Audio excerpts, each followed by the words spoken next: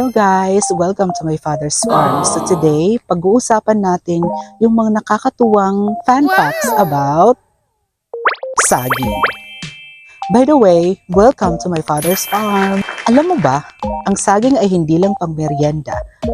Meron itong mga kamanghamanghang katangian na siguradong mapapawaw ka. Hindi lang prutas, at syempre, may hugot din. Kahit isang prutas, marunong ding masaktan. Alam nyo ba na ang saging ay may natural na radiation?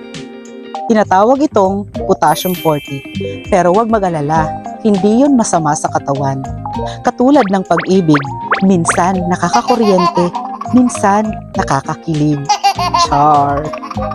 At alam nyo rin ba, tinatayang 100 billion na saging ang kinukonsumo taon-taon sa buong mundo. Pero kahit ganun karami, bakit siya pa rin ang pinipili mo?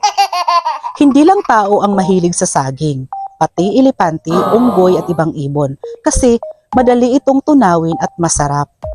Oo, parang ikaw, madaling mahalin, madali ring iwan.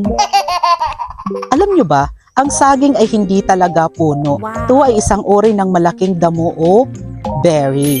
Oo, isa siyang damo pero nagbubunga. Katulad mo, kahit simpleng tao, kayang ipagmalaki.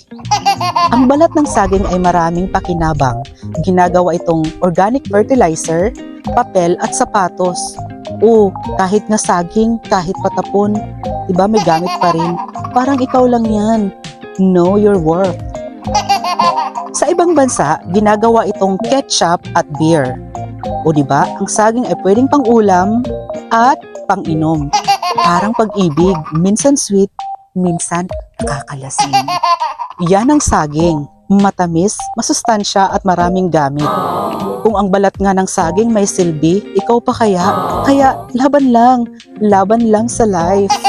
Oo, saging lang ang may puso. Yan na nga yung mga nakakamanghang facts about saging. If you like my content, just follow my account, comment down below your thoughts, and share my content. Salamat!